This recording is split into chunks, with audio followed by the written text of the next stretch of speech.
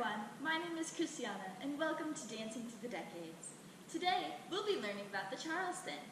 To give you a brief overview of how today's going to look, we'll start out with the history of the Charleston. Then, we'll move into a short warm-up, followed by learning the Charleston. I hope you guys enjoy!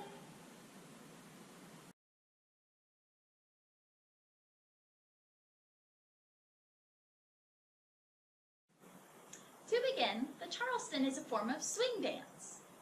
Types of swing dances include the Lindy Hop, the Jitterbug, the East Coast Swing, and the West Coast Swing. The Charleston was danced mostly by Afro-Americans until it was popularized in the 1920s by Broadway plays, musicians, and dancers. Some historians suggest that the Charleston may have early roots among the Ashanti in Africa, as far back as the Roman times. There are similar dances among African folk dances in Trinidad, Nigeria, Ghana, and Haiti. It is also attributed as part of the West African dance genre found in the Caribbean and in the South, known as Juba. There was an Afro-American community in the early 1900s that danced the Charleston near the harbor of Charleston, South Carolina. This is where it got its name. In 1922, the Charleston was introduced in an all-black stage play called Lisa by Irving C. Miller. It was popular among black musicians, but not part of the mainstream American lifestyle. The Ziegfeld Follies also included some Charleston in 1922 and 1923. Finally, it was popularized in the 1920s with the Broadway song, The Charleston, by James P. Johnson. This was from the Broadway show Runnin' Wild, which ran from 1923 to 1924. Also, Josephine Baker danced in a Parisian show called La Rouve Négère at the Folies Bergère in Paris in 1926. While she was dancing in this show, she performed a version of the Charleston. This is how the Charleston took off in Europe. Many parts of culture thought that the Charleston was scandalous and wild for its crazy arm movements, twisting motions, and inverted feet. There were numerous attempts to prohibit, or at least discourage, the dance. Due to the obsession that dancers had at the time, they spent many long hours dancing the Charleston. Doctors and hospitals were noticing a lot more people coming in with injuries like tendinitis due to this obsession with the Charleston. They used this fact to try and diminish its popularity, but it ultimately failed. In the early stages of the Charleston, people were often found dancing it to show their support for drinking during Prohibition and other things of the such, like protests. The Lindy Hop and other swing dances incorporated Charleston movements, which ultimately led to their longevity. Other popular dances of the era, like Black Bottom, did not have any Charleston steps and also did not last long. A solo dance called the mashed potato, which was popular in the early 1960s, has some resemblance to the early solo Charleston, using a twisting of the feet. Other forms of Charleston have become popular in the 1930s, associated with more Lindy Hop actions, such as the Lindy Charleston, the Savoy Charleston, the 30s Charleston, the 40s Charleston, the Swinging Charleston, and the Tap Charleston. Charleston patterns still exist today in dance genres like hip, Lindy Hop, Jitterbug, East Coast Swing, and West Coast Swing. In the 1980s and 90s, some hip-hop dancers incorporated a variation of the Charleston into their dance routines. It has appeared in many different movies and continues to be a part of the American culture to the present day. Some movies that include the Charleston include It's a Wonderful Life by James Stewart and Donna Reed, and Our Dancing Daughters by Joanne Crawford.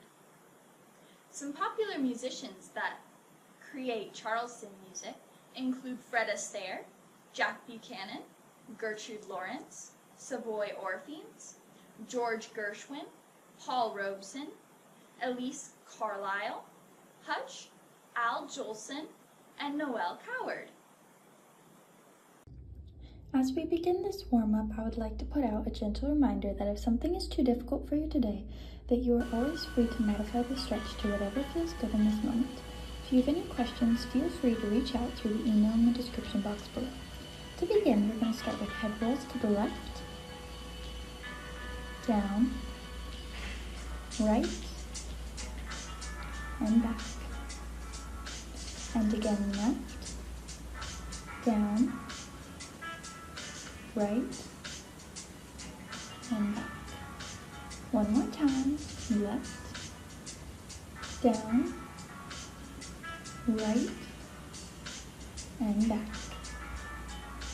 Now let's speed that up.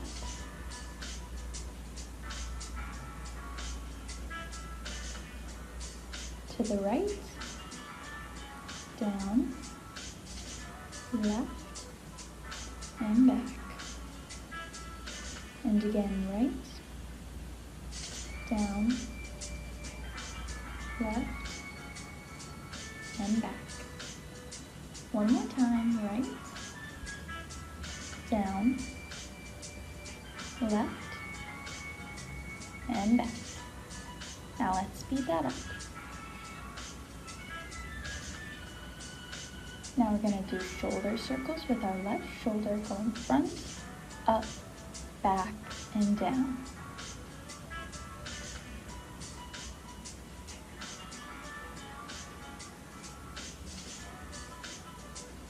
Now we're going to do the same thing with the right shoulder going front, up, back, and down.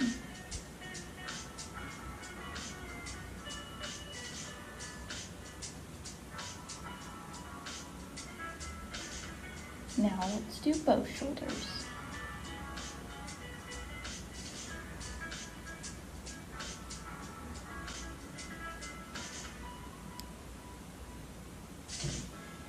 Now we're going to reverse it on the left, going back, up, front, and down.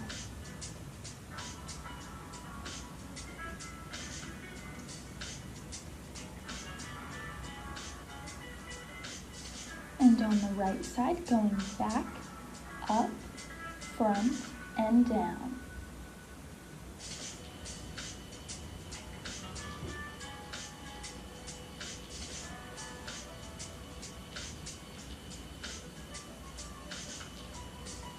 Now let's do both shoulders, going back, up, front, and down.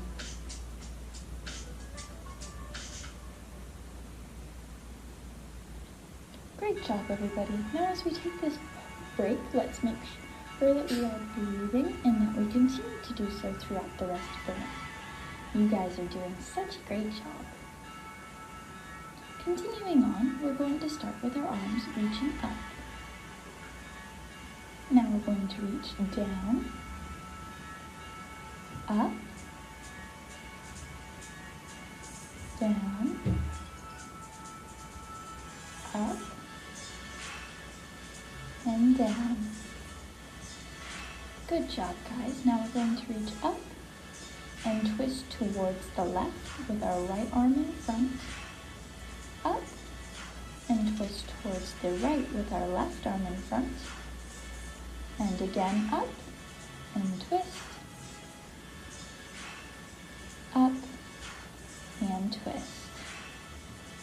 Wonderful job. Now we're going to reach towards the right diagonal, and back to the center. Towards the right diagonal, and back to the center. Now to the left, and back to the center. And to the left, and back to the center. Now we're going to go straight forwards, and back to the center, and straight forwards, and back to the center. Wonderful job. Now we are going to reach up and take a big, nice, deep breath and reach back as far as you can and back down. One more time, we're going to reach up and take a big, nice breath and come back. Beautiful job. Now we're going to twist towards the right and center, left and center. And again, right, center, left, center. Now we're going to take our left arm and reach above our heads. If you're able to do so, you can continue pulling your body towards the right side. And come back to the center and release the arm. Now on the right, you are going to reach above your head. And if you are able to do so, you can reach towards the left. Wonderful job, you guys. And release that arm.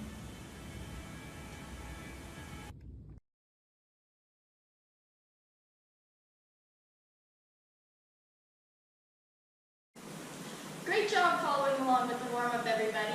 Now we're going to move on into our instruction for the Charleston. This is a complicated dance, and therefore we will all be either using something to hold on to or sitting down.